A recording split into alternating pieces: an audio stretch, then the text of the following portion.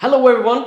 Today is a little bit different video, one where I ask you for some feedback and thoughts on the future of Function and where we go from here. I'm back from summer vacation. It's autumn, it's a new year coming up, 2020, and years forward. And I would like to talk a little bit about what we want to achieve as a community, how we think about ourselves in a more structured way. Like, what does the Function community and show, and like our guest strategy and our future products and other shows and other hosts, maybe what it is that we stand for and what it is that we want to achieve. And I have some ideas, and this is not set in stone. So I want your feedback on them, and I'm going to talk about 3 principles that I've been thinking about as possible pillars for us to rally around, and it's kind-hearted, humble, and together. Before we get on to the episode, I would like to thank today's sponsor, Brilliant. They are, if you don't know them by now, they have these amazing interactive challenges to learn computer science and math and stuff like that. Instead of like following videos, you just get these interactive little challenges with a steady progression. It's very satisfying, and it's also very good pricing. You can check them out in the link in the episode description. Use that to tell them that you came from here.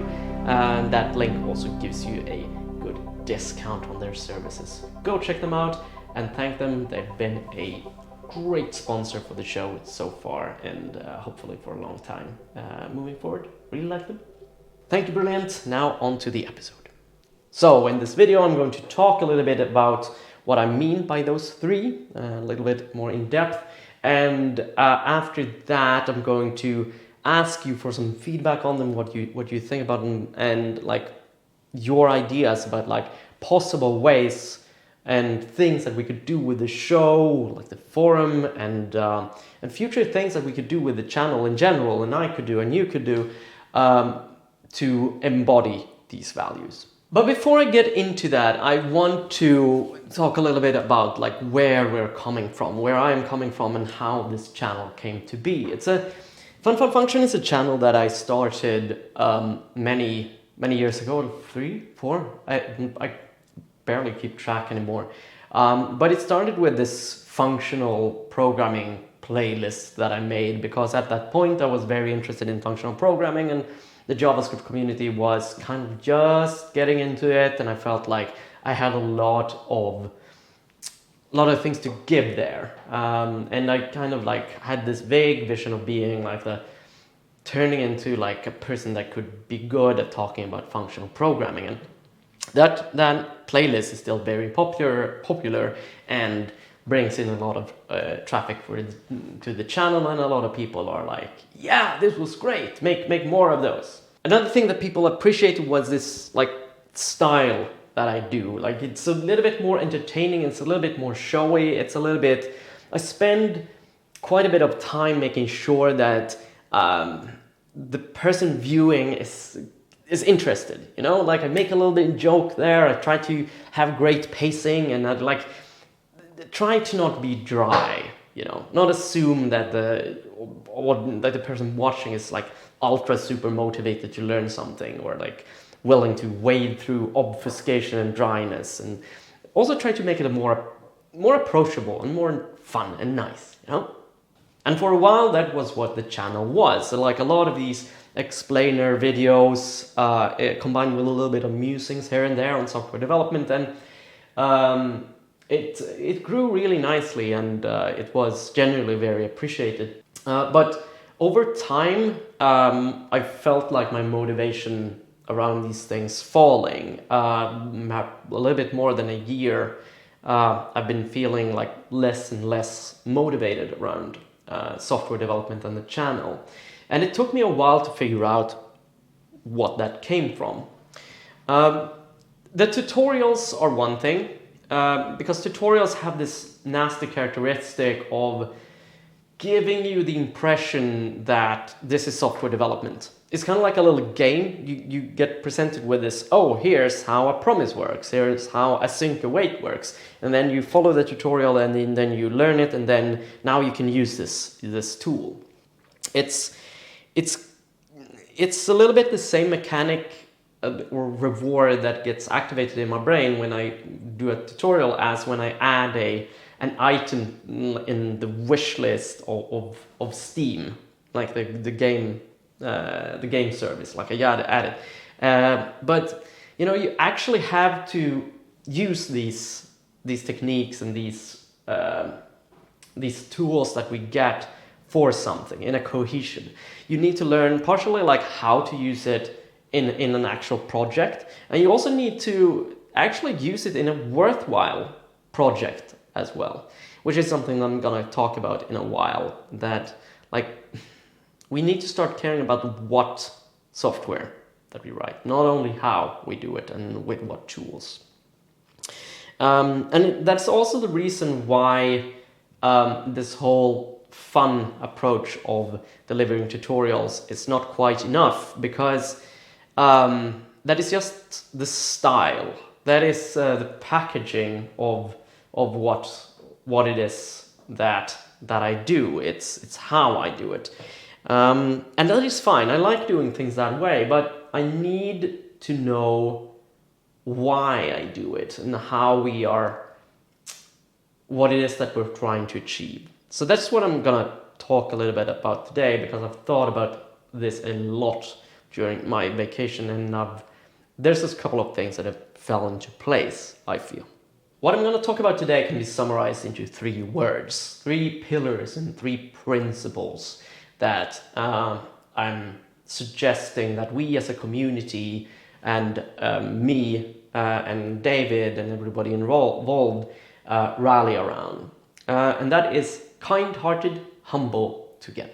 Kind-hearted, humble, together represents 3 values that I feel are not strong enough in the software development community, and it's 3 things that I wish that we could drive to have more established and have people think about more. I'm going to start with describing what I mean by kind-hearted, because it's a new principle for Fun Function. It's a new thing. Like, you're gonna recognize humble and together as things that we sort of already do on the channel, but kind-hearted is something that we need to add. And by kind-hearted, I mean that we start talking about what kind of software we will build, what is the end product, and what kind of effect does it have on humanity. When I look at videos being produced and talks being made at conferences, I feel like developers are overwhelmingly talking about tooling and techniques. We talk about like, this is the library I built, this is how monads work, this is how this new feature works, this is amp, and things like that. And it's I'm also guilty of that. Like, most of these things I talk about are how to build software, and not really, we built this software, this is cool, this is how it changed the world. We're very solution oriented and not problem oriented. I'm not really sure how to describe it, but software developers don't talk much about the purpose of their work. We talk about the mechanics of it, the craft. And for many years I was okay with that. It's fun, you know, like tinkering around with mechanics, and it's very satisfying to learn new things and see like a software system like come together and like figuring out how to solve this problem and structure things this way. Software development is a very fun craft. But as I'm getting older, I'm 35, I start to become gradually more aware of how, like, a tiny fraction of time we spend on this earth. It's also like a very short time that we spend in like the peak of our careers at our software development. And as software developers, we are also in a very unique position of power, because software developers have a scalable impact. A scalable impact. And what I mean by that is that if we build a system right and build a system well for an organization, that means that that organization can kind of scale that out to thousands and thousands of users. That makes us different from, say, a customer service representative that just they are limited in how much impact they can make compared to a software developer. So we can kind of like make or break an organization a little bit by whether or not, like, depending on what organization we work for and how well we choose to do our work. So we have scalable impact. And software developers also operate in a seller's market. And what I mean by seller's market is that software developers, like decent software developers, are very hard to find. So companies are scrambling to find them. And that means that we can choose what companies we work for. And this is a luxury not afforded to many work groups, craft groups, many professions. We are in a very lucky time, or very privileged time, where we can choose our employers and what projects we work on, and how hard we work on them, really. And this power that comes from scalable impact and the seller's market that we thrive in, I think means that we have to think about, like, what is our responsibility? What do we do with that power? You know, like the whole Spider-Man thing, with great power comes great responsibility. I think we should reflect on what it is that we want to achieve.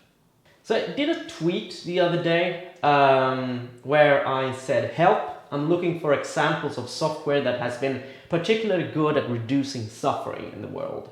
Bonus if it's WebJS, but not necessary." And there's many really cool examples that people put out. Like, there's this software called Bahmni, which is a hospital system for low resource settings. So, like, if you're have running a hospital in a developing country, this is what you use. It's an open source software, so you don't have to go to an expensive company that is doing medical software. You can actually use this open source software, which is incredibly cool.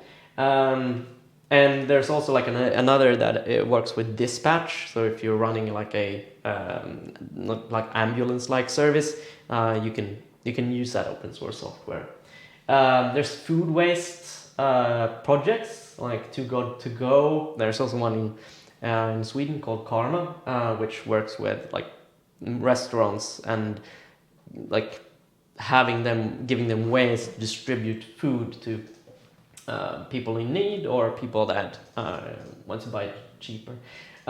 There's a garden planner app to help people grow their own food. There was Nate Taylor said that he had a keynote that starts with how he was able to have a final conversation with his mom, who has ALS. It's a muscle disease which deteriorates all your motor functions, including speech. And he was able to have a final conversation because of eye tracking software that allowed her to speak to him. And there's also one app like that a lot of Brazilians recommended is called the Ribbon app, which where users can read good news, get points, and are able to convert it to some donation options like water, food, and medicine that are obtained via sponsorship. And we have Khan Academy is of course mentioned, and I think it qualifies ad block. It's a very nice thing. I mean, I survive on ads, but I also recognize the huge amount of trouble that advertising wreaks upon the world. Another was a really cool software called Migraine Detective to find migraine triggers. I've had people in my life that have migraines, and it's really nasty to figure out what it is that is triggering them. It's a mystery, and that can really and they are really debilitating. So that's a really amazing piece of software. This one is also called Be My Eyes, which is helping the blind, where you can just open an app on your iPhone when you need someone to read for you, and it instantly connects you with a volunteer that helps be your eyes basically through the app on camera. Really cool. But there was also a couple of people mentioning developer tools here, and I want to it's not bad that they exist, but like when you mention Prettier as an example of software that helps the world, maybe that person that mentioned that was ironic. Disclaimer, sorry if that was your intent, but I think that you kind of missed the point with software development if you think that Prettier reduces suffering, because yes, it reduces it's suffering for us as software developers, like our little group, but as software developers, I think that our purpose has to be bigger than reducing suffering for ourselves, because once you're a software developer, in most cases, you're not really suffering. Like, I feel like once you make it to a certain level as a software developer, you are, per definition, very lucky that you have been able to get to the point where you are. And you're also very powerful and in a good position to make a big impact for other people. And I think we should be very, very skeptical when we start developing tools for other developers. Because yes, of course, we all stand on the shoulders of giants, and Linux has done good things for the world. But when you just develop a tool for other developers, and you don't really know what kind of impact you make in the world, and you don't get a sense of connectedness to what work you're doing in the world. So I think that we should be a little bit careful when you do the work on these meta tools. And reading all of these examples, I kind of started thinking about what is a good overarching principle to use to determine if a product is good to work on or not. Is it worth our work? Is it a responsible use of our time? And what I am suggesting, what I'm proposing, is that our jobs as software developers is to use our craft to reduce suffering in the world. And I think it's kind of like a good general principle, because most people can agree with it. Because if you just imagine a universe where every being suffers the absolute maximum amount of pain that could be imaginable for eternity, imagine a universe like that, we can mostly agree that would be bad. That would be a bad universe. We want to go away from that. And therefore, by that extension, it's kind of like a logical good step to say, in order to do good and be a moral person, then reducing suffering is a pretty good rule of thumb to be using to determine if we're doing well or not in our jobs and our work. And this is where I might be stepping on some toes, because I'm going to list some examples of what I consider to be not worthwhile ways to spend your time if you want to reduce suffering in the world. And that would be like casino sites. There's a lot of casino sites going on, like in the I see a lot of ads for them nowadays, and it's very good money if you're a data scientist or software developer or analyst. But I don't think that these things are in, like, I don't feel like they give a net positive in the world. Like, a lot of people have fun with them, but they also like mess up a lot of people's lives, and it's basically just shoveling money back and forth. It's doesn't spending your time on a casino site doesn't really improve you much generally. Maybe for somebody in general, I feel like it's really doubtful if that it reduces suffering in the world. You can at least you can probably find a better something that gives a better impact in that sense.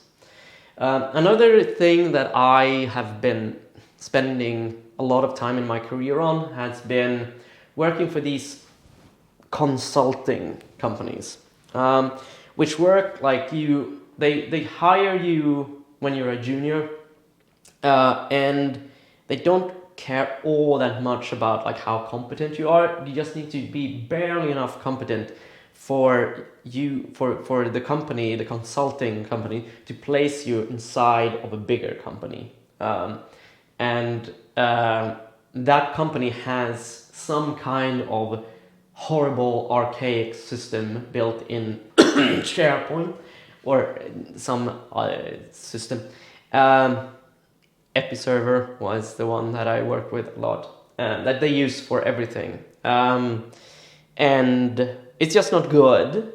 It's just a bad architecture, but there's just like, due to mistakes that they have made, there's just like a lot of work there, and they would be better off by fixing these things and having like a better structure, but they really don't, and they don't push for it, and the consulting company doesn't really have an incentive to push for change, because they are a SharePoint consultant and they can like extract a lot of money out of the company through this process. So they kind of like, I just felt like when I was working in this, I was not really generating any value for the world. I was just moving money from this big organization to a slightly smaller organization through their billing consulting hours. And I just felt like waste. It wasn't evil per se, but it was just wasteful, you know? It wasn't high impact. And that leads me like to think about like a main way that we as software developers reduce, like how we reduce suffering, and that is by reducing waste. It's because it sounds kind of boring when you first hear of it, but it's actually very profound. There was this event in Brazil that made me just surprisingly happy. It was a payment system. So in Brazil, or in Rio specifically, they have a pretty darn good subway system.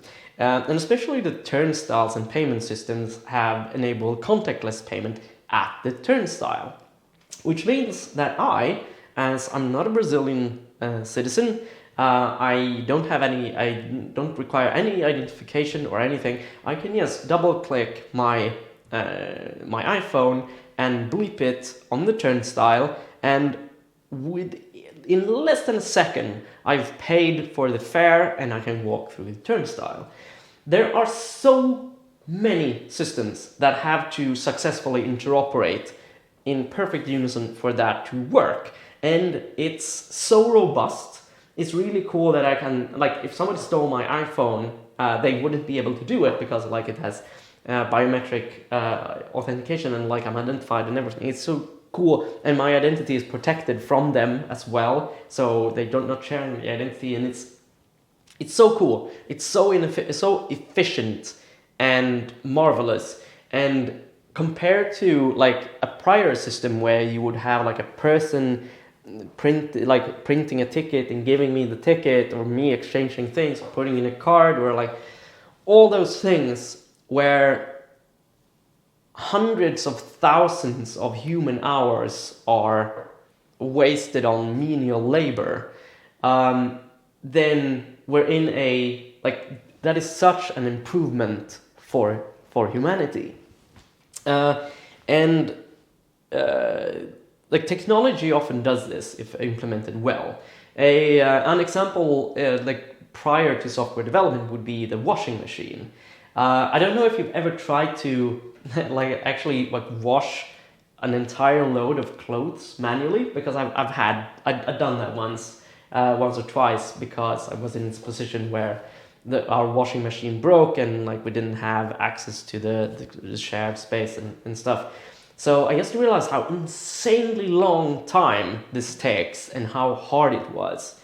And the fact that when the washing machine came, this was mostly like a job that was dumped on women and stay-at-home moms.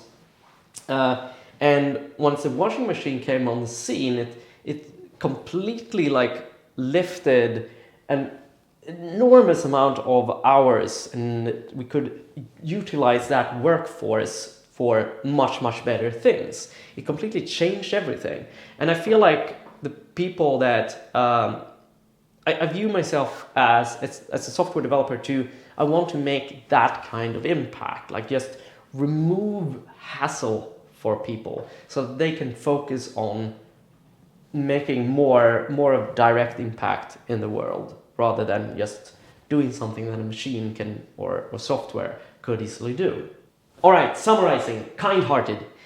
What I mean by that is that we have a limited time on this earth as humans, and as human software developers, we have a lot of power because of our scalable impact, and our seller's market. And that means that we stand with a responsibility to do something. And I think that one thing that we could be doing is aiming at making sure that our workplaces and tasks and what we do, what we put out in the world, is actually reducing suffering.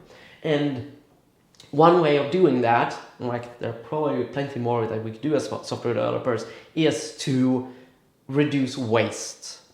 Because that allows others to do more with their time and make even more impact.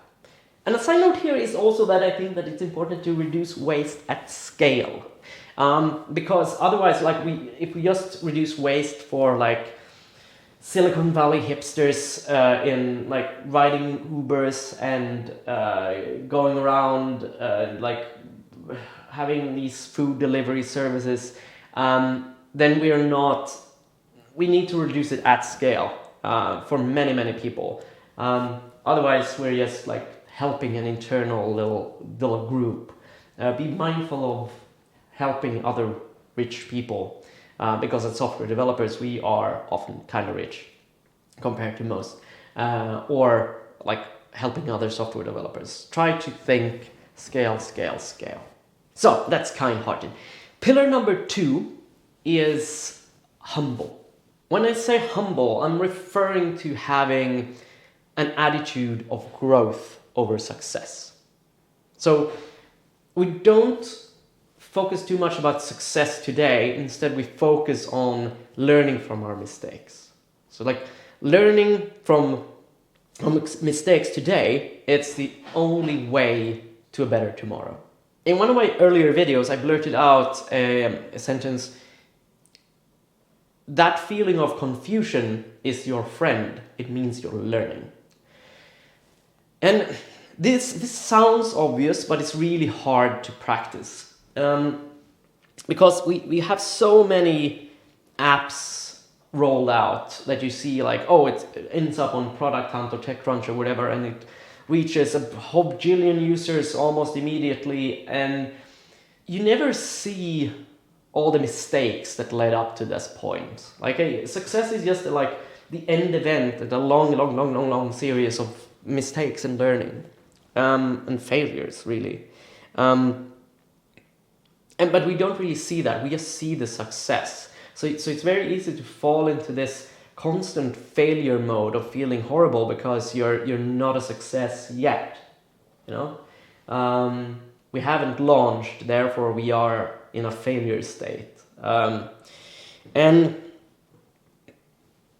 I think that this is what is the root of imposter syndrome, and what makes a lot of people miserable, and being afraid of learning new things, and like being afraid of taking risks, and ending up in weird situations where, like at a company I worked at, there was this huge project that where just like the task was to launch it. It wasn't really to achieve, there wasn't like any metric that we wanted to move, because the company was so sure that this product was gonna solve everything. It was like the Jesus product.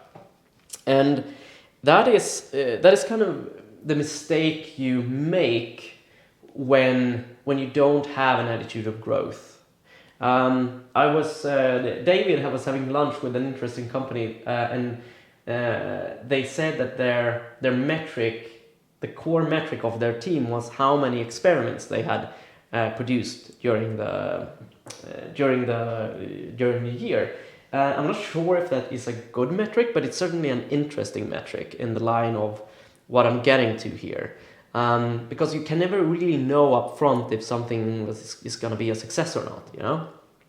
You need to have this attitude of growth and learning and figuring things out.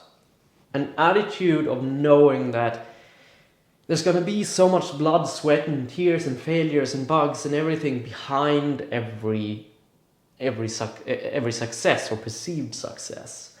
And also like getting out of this mindset that anything is ever done. It's a process, you know, like not brag too much about our successes, but more talk about our learnings and what we like, the mistakes that we make and how we grow from them.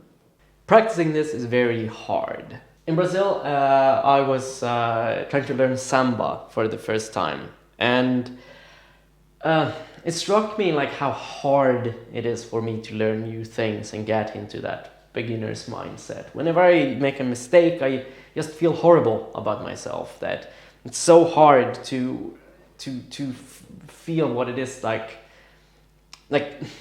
I feel like a failure because I'm not doing the correct things, which is bizarre because I'm new at it, and like I can't possibly be doing the right things. I'm in a state of learning, but I still feel bad about it. So establishing that, like practicing that beginner's mindset and being okay with being in this learning state of constant growth, and viewing mistakes as a good thing as long as we learn from them, is a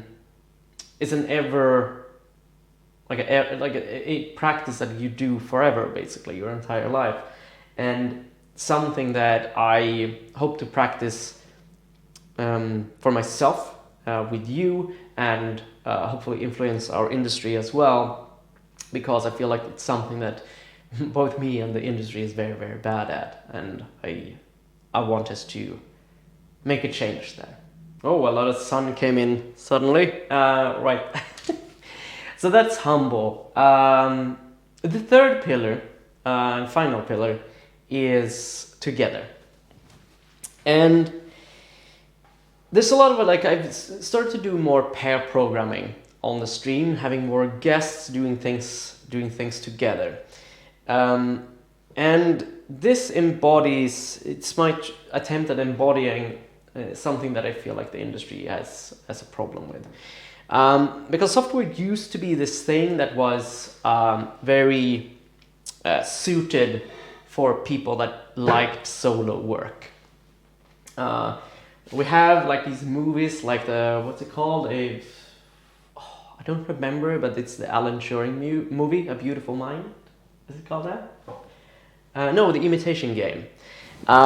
And it kind of like glorifies this mega smart prodigy that like manages to, he has a very hard time working with others, but like through his genius, like he manages to still get things done. And I feel like we have a lot there's a lot of that going on in the software industry still. Like it was not too long ago I see like 10x engineers and like terms like that. And I feel that it's just not reflecting how software development really works. Software development today, great software today is not built by great developers. It's built by great teams. Software products are enormous things with like tens, sometimes hundreds of millions of lines of code, and it's so much more about the collaboration between software developers and other stakeholders than anything else. The success of a software development project is not determined by technical prowess really. It's mainly determined by communication skills and planning skills and stuff like that, and not software is rarely destroyed by a piece of code not being correctly optimized, but like more about like code not being readable, code reviews not being done, things like that, or specifications not being up to snuff, that kind of thing.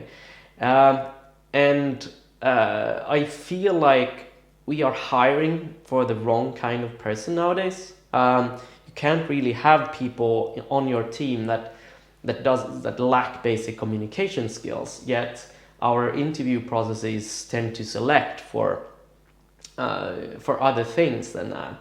And of course you need to have like a certain amount of technical prowess, but like unless you have the communication skills to put like yourself out into the organization and work well with others, or even like working with others, then I don't think that you are suited for modern software development. I'm sorry.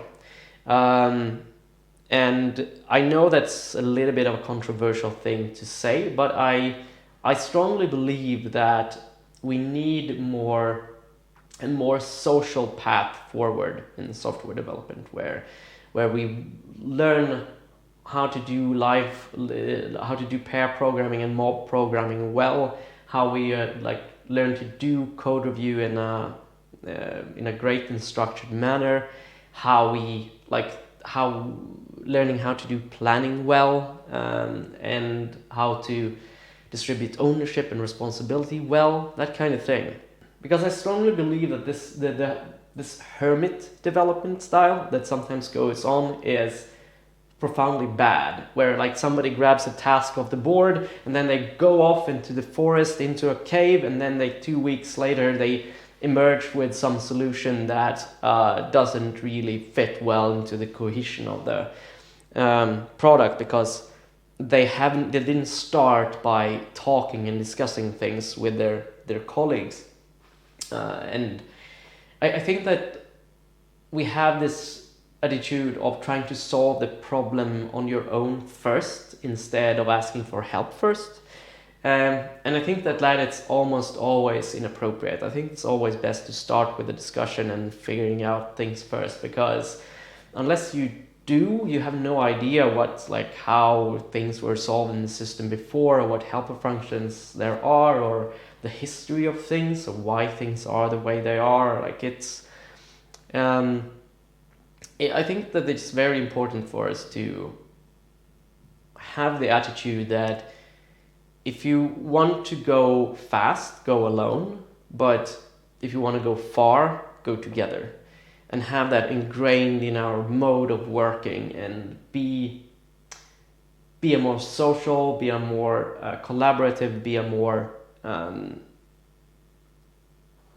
pair programming community of developers than we are today, and lead in that front. That is something that I would like to do. Alright, so that is probably a way too long video. I'm a very verbose man, aren't I? But that's where I the 3 pillars that I'm thinking about. Kind-hearted, thinking about the purpose of what software it is that we build, and like that is what we're doing actually reducing suffering, or can we do more to reduce suffering in the world through our work. And secondly, being humble, knowing that every mistake is a path to a better tomorrow as long as we learn from it. So growth over success mindset. And finally, together having a we first approach to solving problems, being like a more social and more communicative style of development, and not having like these avoiding the lone wolf genius model. If you're still here, thank you.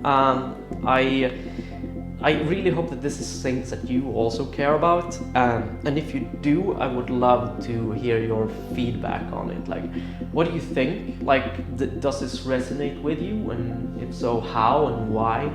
And also, if you have ideas on how we can embody kind-hearted, humble together, like things that I could be doing with the channel, or things that we could be doing as a community, or like new things that we could explore with the channel, please write them down below in the comment field.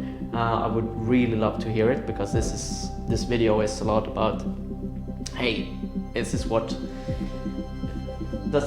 for you? You know, and if so, how can we do it?